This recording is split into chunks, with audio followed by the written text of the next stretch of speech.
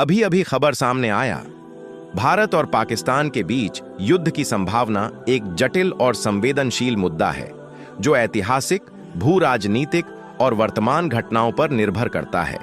मैं इसे कहानी की तरह नहीं बल्कि तथ्यपरक और संतुलित तरीके से समझाता हूं, हाल के घटनाक्रमों और उपलब्ध जानकारी के आधार पर। वर्तमान स्थिति मई 2025 तक। हाल ही में जम्मू कश्मीर के पहलगाम में हुए आतंकी हमले, जिसमें 26 नागरिकों की मौत हुई, ने दोनों देशों के बीच तनाव बढ़ा दिया है।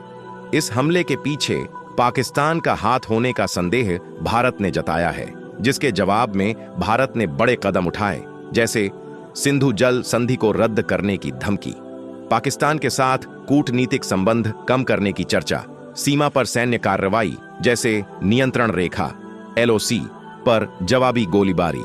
पाकिस्तानी मंत्रियों जैसे रक्षा मंत्री ख्वाजा आसिफ ने भारत द्वारा सैन्य घुसपैठ की आशंका जताई और परमाणु टकराव की चेतावनी दी है।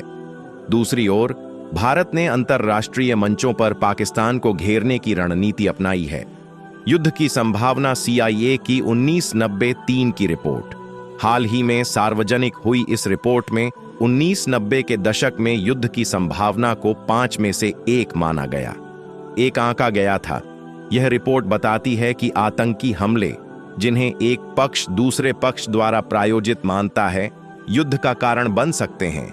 यह आज भी प्रासंगिक है, क्योंकि पहलगाम हमला ऐसा ही ट्रिगर हो सकता है। सैन्य ताकत का अंतर ग्लोबल फायर पावर इंडेक्स 2025 के अनुसार भारत की सेना विश्व में 4थे स्थान पर है, जबकि पाकिस्तान 12वें स्थान पर।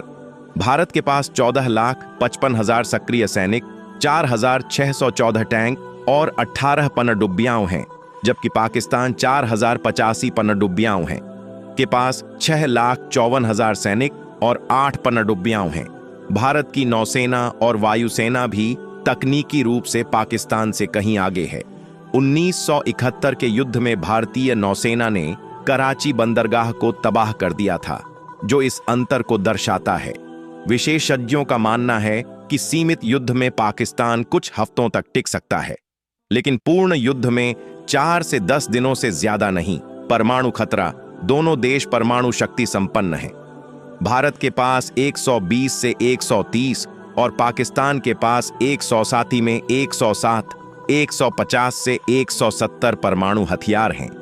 परमाणु युद्ध की संभावना दोनों पक्षों को संयम बरतने के लिए मजबूर करती है, क्योंकि यह आपसी विनाश का कारण बनेगा। अंतर्राष्ट्रीय दबाव। भारत को रूस, अमेरिका, फ्रांस जैसे देशों का समर्थन मिल सकता है, जबकि पाकिस्तान को चीन और तुर्की का सीमित समर्थन है।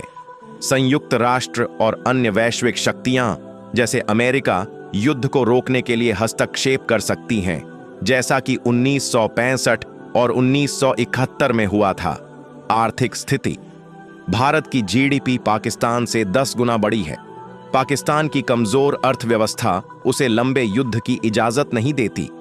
युद्ध की स्थिति में भारत की अर्थव्यवस्था को भी नुकसान होगा, जैसे 2,50,00,000 करोड़ रुपए का अतिरिक्त बोझ 2 सप्ताह के युद्ध के लिए।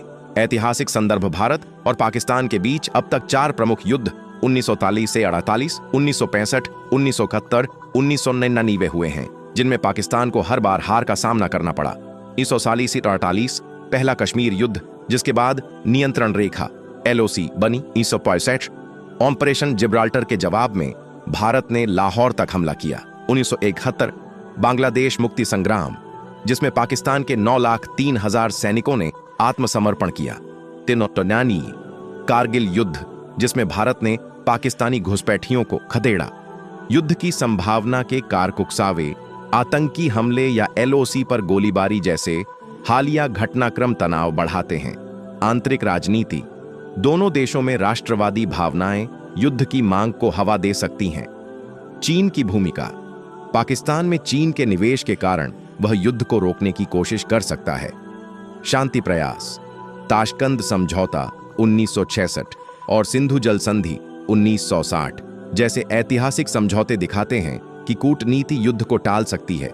निष्कर्ष। हाल के तनावों, खासकर पहलगाम हमले के बाद भारत और पाकिस्तान के बीच सीमित सैन्य झड़पों की संभावना बढ़ी है, लेकिन पूर्ण युद्ध की संभावना कम है। परमाणु हथियार अंतर्राष्ट्रीय दबाव और आर्थिक सीमाएं दोनों पक्षों को संयम बरतने के लिए मजबूर करती हैं। फिर भी कूटनीतिक समाधान और संयम जरूरी है, क्योंकि युद्ध दोनों देशों के लिए विनाशकारी होगा। वीडियो को मुकम्मल देखने के लिए आलम वॉइस की तरफ से शुक्रिया।